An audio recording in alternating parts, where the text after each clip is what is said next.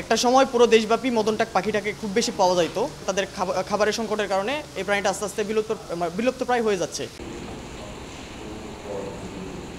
ভারতীয় সীমান্ত অতিক্রম করে বাংলাদেশের কুড়িগ্রাম জেলায় প্রবেশ করে একটি মদনটাক পাখি। চলমান ঝড়ের কারণে অসুস্থ হয়ে মহাসড়কে রাস্তায় পড়ে যায় পাখিটি। এ সময় একটি যুবক পাখিটিকে দেখতে পেয়ে উদ্ধার করে।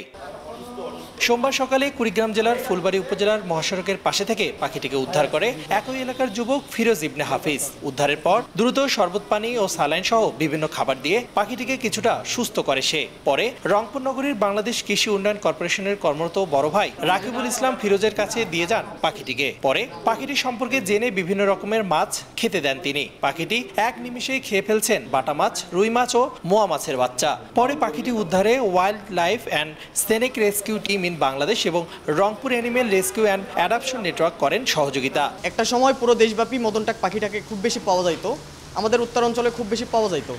তবে এই যে আমাদের আবহাওয়ার পরিবর্তন বা আমাদের জলবায়ু পরিবর্তনের কারণে বা বিভিন্ন কারণে তাদের খাবারের সংকটের কারণে এই প্রাণীটা আস্তে আস্তে বিলুপ্ত প্রায় হয়ে যাচ্ছে। এখন এই পাখিটা শুধুমাত্র সুন্দরবনে দেখা যায়, আর উত্তরাঞ্চলে মাঝে মাঝে দু একটা করে দেখা যায়, যেগুলো সম্ভবত ইন্ডিয়া থেকে উড়ে আসে।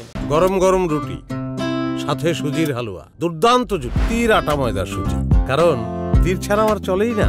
Rangpur animal rescue and adoption নেটওয়ার্কের সাথে আমার আগে থেকে পরিচয় ছিল, ওদের সাথে আমার কাজ করা হয়েছে।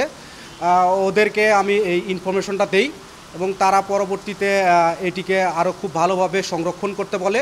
বন বিভাগের কর্মকর্তা ও ভেটেরিনারি চিকিৎসক জানান, মদনটাক পাখিটিকে সামাজিক বনায়ন ও নার্সারি প্রশিক্ষণ কেন্দ্রে নিয়ে গিয়ে চিকিৎসা দেওয়া হবে। সুস্থ হয়ে উঠলে আবারও খোলা আকাশে তাকে অবমুক্ত করা হবে। ফিজিক্যাল এক্সামিনেশন করে যেটা বুঝলাম যে এর অনেক বয়স হয়ে গেছে। অনেক বয়স হওয়ার কারণে এ হয়তো শারীরিকভাবে দুর্বল, অনেক দিন ধরে খাবার দাবার ওইভাবে খেতে পাচ্ছে না, বা এটা একটা মানে বিলুপ্ত প্রায় প্রাণী।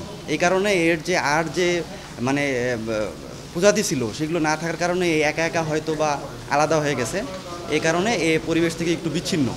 তো আমার মনে হয় যে একে যদি আমরা কিছু নিউট্রিশনাল বা সাপোর্টিভ কিছু ট্রিটমেন্ট দেই, তাহলে এ আবার রিকভার করবে, তারপরে আবার সে পরিবেশে অবতরণ করতে পারবে ইনশাল্লাহ। বিভাগীয় বন কর্মকর্তা সামাজিক বন বিভাগ রংপুর ওনার নির্দেশক্রমে আমরা এই মদনটাক পাখিটি উদ্ধার করি এবং আমরা আমাদের বিভাগীয় অফিসে নিয়ে গিয়ে প্রাথমিক ট্রিটমেন্ট দেব।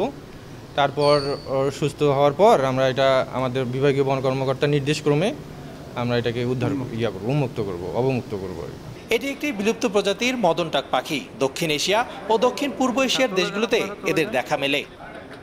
রিদওয়ান হিমেল, সময় সংবাদ, রংপুর।